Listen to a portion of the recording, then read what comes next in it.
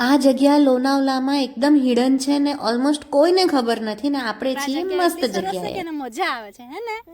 ગઈકાલ તારી પર હુકો આવ્યો તો તારું મમ્મમ લેવા આવ્યો તો પછી ત્યાં તને નખ માર્યા પછી તને બચાઈ કોને? પપ્પા આયા તા? પપ્પાએ શું કર્યું ઉપાને? હા કેવી રીતે લાત મારી બતાવો પપ્પાએ ઉપાને. અરે વાહ. હા એના પપ્પાનો વિડીયો નથી ઉતર્યો નહીં તો જે પેલી રીલ્સમાં આવે છે ને ઇન્સ્ટાગ્રામમાં કે hero I mean father is always hero એવું આવી જતું. તમારા લોકોની પ્રેયર્સમાં અમને રાખજો અને અમારી જોડે કંઈ ખરાબ થાય નહીં. Thank you. ये पब्लिक हीरो वाले फोटो खींचवा रही है. अभी वो शादी के लिए मैट्रिमोनी साइट पे रखेंगे. જુઓ તમને બધી બાજુથી ઓલમોસ્ટ 360 વ્યૂ બતાવી દઉં. એકદમ સેફ જગ્યા છે, ક્યાંયથી પડી જવાય એવું બી નથી અને એકદમ ચોખ્ખી જગ્યા બી છે. હવે અમે લોકો ત્યાંથી નીચે ઉતરી રહ્યા છીએ. ઉતરવાનું બી એવું કંઈ છે નહીં પર્વત જેવું કે એવું નોર્મલ જ છે અને એકદમ સેફ છે. તો ત્યાં નીચે ઉતરીને બી લાઈક સેમ જ જગ્યા છે પણ અલગ વ્યૂ છે તો અમે એને બી જોઈશું. તો જો હવે અમે લોકો ઓલમોસ્ટ અહીંયા નીચે આવી ગયા છીએ. તો હવે આપણે જોઈએ ત્યાંનો વ્યૂ કેવો છે.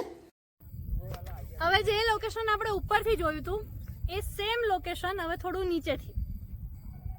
આ જગ્યા જ એટલી સરસ છે કે થોડી અલગ જગ્યાએથી જઈએ અને ત્યાં બેસીએ તો મજા આવે. અમારા ગાડીવાળા ડ્રાઈવર ભાઈ કહે છે કે ચલો તમારો ટાઈમ થઈ ગયો, એક્સ્ટ્રા રૂપિયા આપવા પડશે.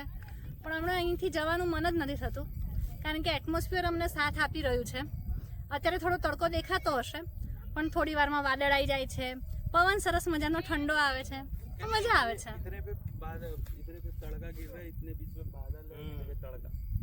देखो ये लोग कुछ बात कर रहे हैं. हाँ ત્યાં તડકો છે, ये बीच में बादल आ गए. ત્યાં તડકો છે, અહીંયા છાયો આવી ગયો, ત્યાં પાછો તડકો છે. જબરદસ્ત લોકેશન. જોઈ લો તમે લોકો પણ. બસ તો પછી અમે અહીંથી ફટાફટ નીકળ્યા અને અમે લોકો ગયા ટુંગરલી ડેમ લોનાવલા. એ ટુંગરલી ડેમ એની નજીકમાં જ છે. કંઈ કે અમને રિટર્નમાં રસ્તામાં જ આવતો તો એવું હતું. આ છે લોનાવલાનો ડેમ. મારા ડ્રાઈવર ભાઈને અહીંયા ઊભા રાખવાની ઈચ્છા નહોતી કે તમે લોકો બહુ વાર કરશો, અહીંયા મારો ટાઈમ બગડે છે. તોય અમે લોકો જીત કરીને એક્સ્ટ્રા રૂપીસ પે કરીને છીએ આ જગ્યા ઉપર. યસ,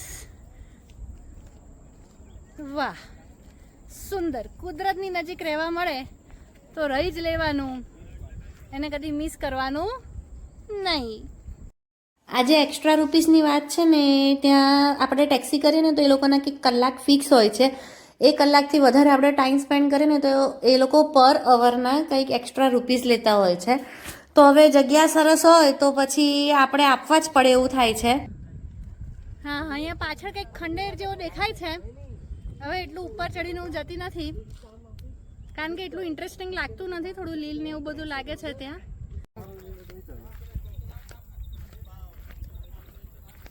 હવે અહીંયા ક્યાંક પાણીમાં પગ મૂકી શકીએ અને બેસી શકીએ અને એન્જોય કરી શકીએ એવી જગ્યા છે તો અમે લોકો ત્યાં જવાની કોશિશ કરી રહ્યા છીએ. યસ. તો જુઓ અમે આવી ગયા છીએ એવી જગ્યા ઉપર જ્યાં એકદમ નજીકથી પાણી દેખાય. યસ. તો હવે અમે લોકો અહીંયા ડેમમાં નીચે ઉતર્યા છીએ. સરસ મજાનું પાણી છે, પાણીમાં પગ પલાળ્યા નથી. અહીંયા પથ્થર ઉપર બેઠા છીએ, સરસ મજાનું એન્જોય કરીએ છીએ. હા, ભાઈ સાહેબ પોઝ આપીને બેઠા છે. આ જગ્યા બી એટલી જ સેફ છે ને એટલી જ સરસ છે ને એના વાઇફ પણ એટલા જ સરસ છે ને એકદમ ચોખ્ખી પણ છે. તમને આનું લોકેશન જોઈતું હોય તો મને કમેન્ટ કરજો, હું તમને પર્સનલમાં મોકલી આપીશ. મેં આ લોકેશન સેવ કરી રાખ્યું છે મારા વોટ્સએપમાં કારણ કે આ બહુ આપણે કોઈને બી પૂછીએ ટુરિસ્ટ પ્લેસમાં તો કોઈ સજેશન નથી આપતું અને બહુ ઓછા ટુરિસ્ટ અહીંયા જોવા મળે છે પણ એકચ્યુઅલી આ સારું લોકેશન છે. ફોટોજેનિક. હા, ફોટોજેનિક. તો હવે અમે રિટર્ન થઈએ છીએ લાઈક જે બાજુથી અમે એન્ટર થયા હતા એ બાજુ એન્ટ્રન્સ પાસે પાછા જઈએ છીએ. અને જુઓ તમને અહીંથી ફરી એક વખત વ્યૂ બતાવી દઉં. એક બાજુ છે ને તમને ઓલમોસ્ટ આખું ગામ દેખાશે. યસ, જુઓ દેખાય છે ને આખું આમ લોકો રહે છે, ઘર બર બધું છે સરસ મજાનું. નીચેથી રોડ બી જાય છે અને એક બાજુ સરસ મજાનું પાણી દેખાય છે.